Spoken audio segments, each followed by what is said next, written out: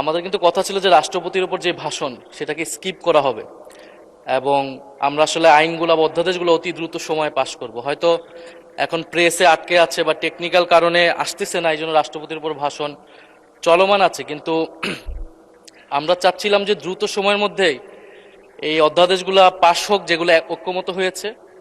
কারণ পরে যদি এরকমটা না হয় যেগুলোতে নোট অফ ডিসেন্ট রয়েছে বিরোধী দলের পক্ষ থেকে, সেগুলোর জন্য আলোচনার সময় রইল না, এই ধরনের অজুহাত যাতে আমরা শুনতে না পারি।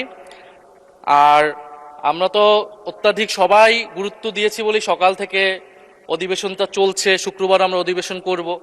তো মাননীয় সংসদ নেতা উনি এখন অনুপস্থিত, উনি যদি থাকতেন তাহলে আরো ভালো হতো।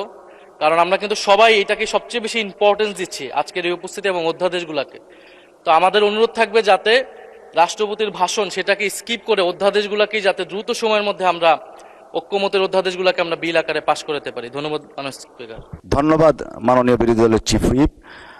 I have taken A note of your proposition. আপনি যা ধারণা করছেন এমন নাও হতে পারে, নেভারদিলেস I have taken A note of